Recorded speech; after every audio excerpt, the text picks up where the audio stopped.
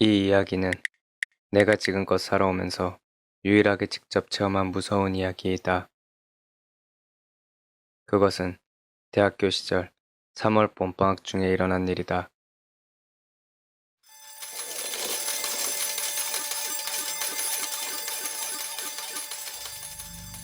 어느 날 친구가 수상한 아르바이트 의뢰를 받아왔다. 아르바이트 내용이 상당히 이상한 것이었는데 모 정령 지정 도시의 빈집에 청소를 해달라는 것으로 2박 3일간 진행되며 교통비 포함 1인당 3만엔씩 지급하겠다는 것이었다. 그 집은 전기도, 수도도, 가스도 모두 작동 중이며 2인분의 이불도 있으니까 숙박에도 아무런 문제가 없다고. 언뜻 듣기엔 꽤나 구미가 당기는 조건이었지만 친구가 아르바이트를 의뢰받은 상황이라는 것이 더없이 수상했다. 파친코에 자주 다니는 단골 아저씨에게 부탁받았다는 것. 친구는 이보다 더 좋은 조건이 없다며 나에게 함께하자고 한 것이지만 나는 아무리 생각해도 수상한 조건이라 거절하려 했다. 하지만 실질적으론 2일 아르바이트인데다 1인 3만엔은 꽤 큰 돈이다. 게다가 당시 원하던 컴퓨터 그래픽카드와 하드디스크가 사고 싶었기에 도저히 거절할 수 있는 조건이 아니었다. 그렇게 그 꺼림직한 아르바이트에 발을 딛게 된다.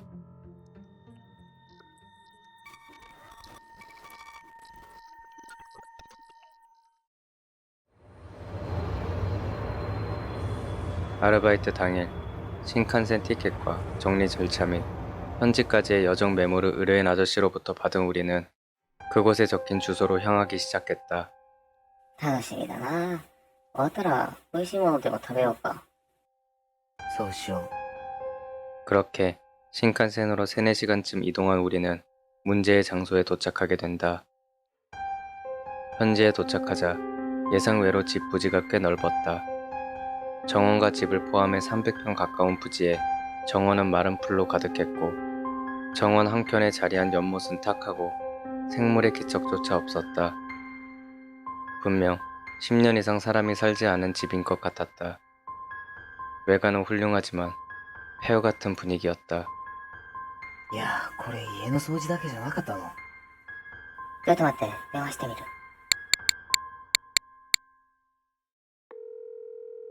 이 큰 부지를 전부 청소하는데 2명이 2박 3일이면 말이 안 되는 조건이라 다시 전화를 걸어보았다. あ、もしもし。あ、青さん。 멀리서 친구가 통화하는 소리가 들린다. 대화의 내용으로 보아 다행히 집안만 청소해달라는 조건인 것 같다. 어둠에 삼켜질 것만 같은 분위기의 빈집을 계속해서 바라보고 있었다.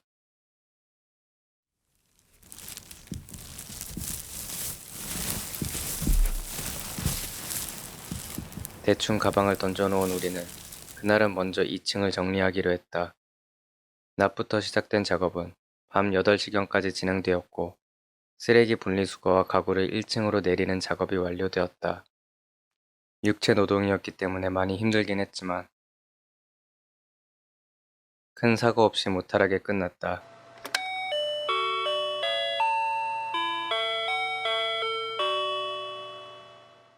작업이 끝난 후 그 집 근처의 패밀리 레스토랑에서 끼니를 때웠다. 간단한 음료수나 간식거리를 사서 다시 그 집으로 향한다. 그런데 뭔가 이상하다.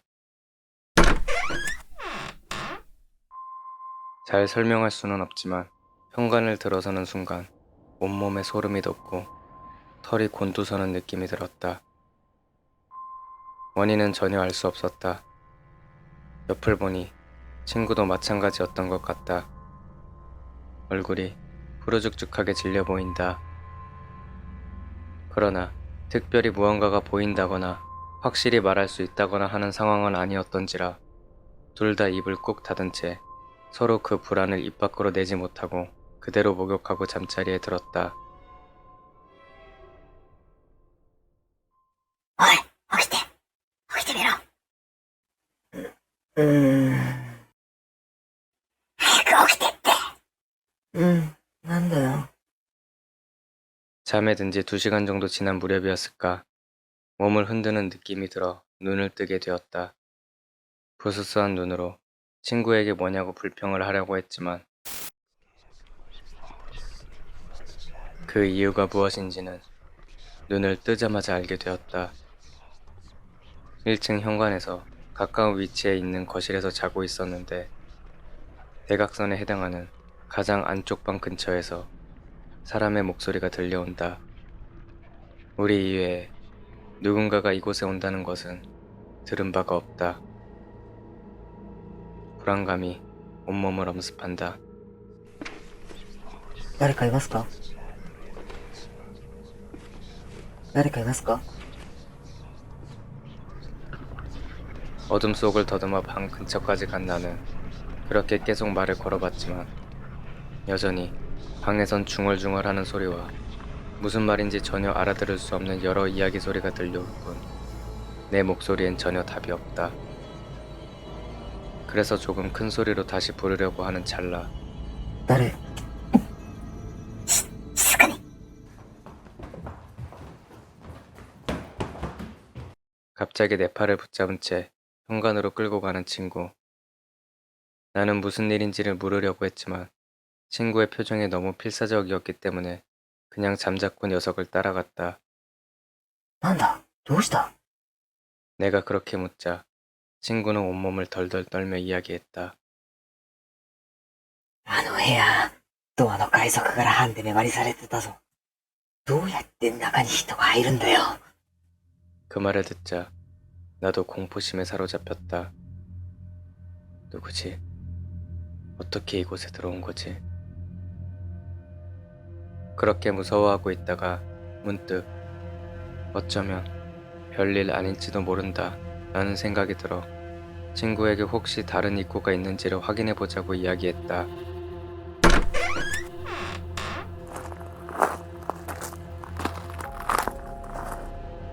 현관을 나와 집 뒤쪽으로 향한다. 허리까지 솟은 풀숲을 헤치고 그 방에 있던 장소의 바깥으로 향했다.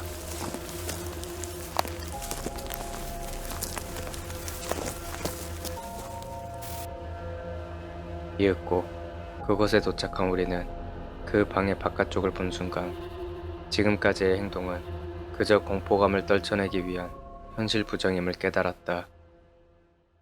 방에는 창문이 있긴 했지만 그 판은 바깥 부분이 베니어 판자로 막혀서 완전히 밀폐된 상황이었다. 다른 출입구로 보이는 것도 없고 아무리 생각해도 사람이 출입할 수 있는 상황이 아니다. 그런 방에서 말소리가 흘러나오고 있다. 나는 뭐가 뭔지 알 수가 없는 상태에서 머릿속에서 합리적인 해석을 찾아내려 안간힘을 썼으나 아무리 생각해도 답이 나오지가 않았다. 어떻게 해야 할지 둘이서 얼굴을 마주보고 있었지만 이대로는 결말이 나지가 않았기에 둘이서 손전등을 비추어 안을 들여다보았다.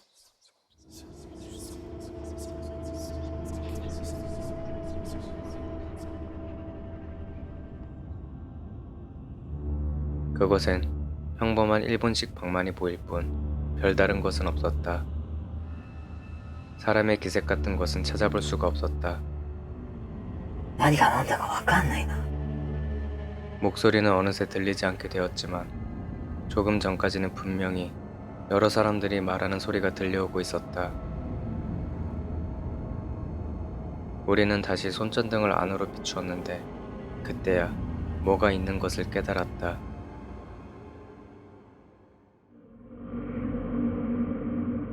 방의 한가운데 테이블 위에 직경 20cm 정도의 상자가 놓여 있었다.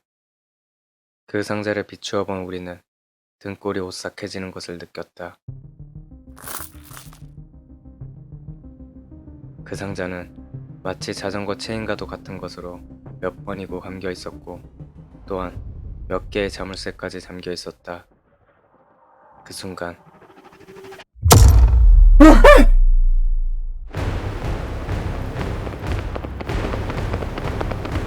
깜짝 놀란 우리는 뒤로 돌아 마구 달리기 시작했다. 창문 틈새에서 4-5명 정도의 눈이 우리를 보고 있었다. 집에서 200m 정도 떨어진 가로등까지 마구 달렸다. くそあれなんだよ知らねえ。どうすんだよ。 가로등 밑에서 숨을 헐떡이며 그렇게 있을 때 우리가 소리 지르는 것을 들은 것인지 바로 옆 대문이 열리며 이웃집 할아버지가 나왔다. こんな夜中に何をやっとる？窓に目が。ライトであそこの家で寝てたんすけど、なんか話し声が聞こえて。 우리들은 두려움에 가득 차 숨을 헐떡이며 이야기했다. 우리의 엉망진창인 설명을 듣던 할아버지는 이윽고 갑자기 무슨 일인지 알았다는 듯이 이야기했다. とにかく家に来なさい。そこでゆっくり話を聞くから。 그렇게 말한 그는 묻지도 따지지도 않은 채 우리를 자신의 집으로 초대했다.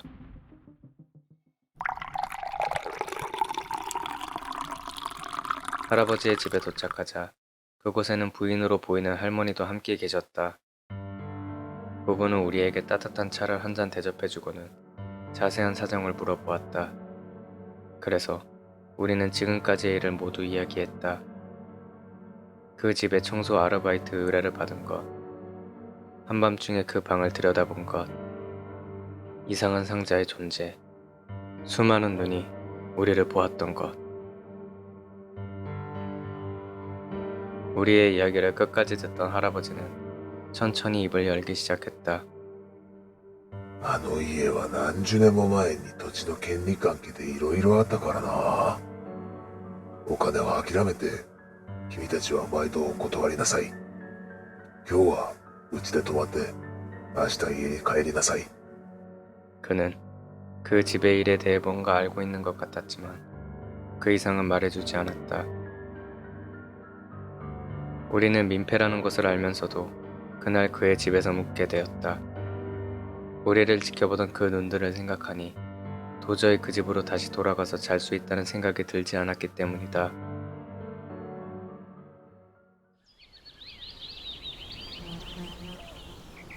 다음날 아침 식사까지 대접받은 우리는 그 둘에게 감사 인사를 하고 귀가하기로 했다. 가까운 역으로 가던 도중 그 의뢰인 아저씨에게 전화를 걸었다. 돈은 필요 없고 교통비도 다시 돌려드릴 테니 없었던 일로 해달라고. 아저씨는 우리에게 무슨 일이 있었던 것인지를 캐물었고 딱히 숨길 이유도 없었기 때문에 어젯밤의 일에 이야기했다. 설명을 들은 아저씨는 잠시 잠잡고 있더니 혼잣말처럼 중얼거렸다. まだ出るのか。 그렇게 말한 그는 교통비는 괜찮다. 하지만 아르바이트 요금은 1인분도 줄 수 없다. 집 열쇠는 우편함에 넣어라. 라고 말하며 재빨리 전화를 끊어버렸다. 말로 꺼내진 않았지만 당시 그는 상당히 무서워하고 있었던 것 같다. 돌아가는 길, 나와 내 친구는 그 집에서 무슨 일이 있었는지가 궁금했다. 때문에 휴대폰으로 위치를 확인해 그 당시에 신문기사 등을 찾아보았지만 그 집과 관련된 정보는 발견되지 않았다. 그러다 문득 집에 돌아가는 길에 있는 법무국이 기억났다. 법무국에서 그 집의 토지 등기부를 살펴보았다. 그곳에는 1966년 시효소득이라는 말이 적혀 있었다. 나는 그곳에서 무슨 일이 있었는지, 그곳과 아저씨가 무슨 관계인지 대략적으로 짐작이 갔다.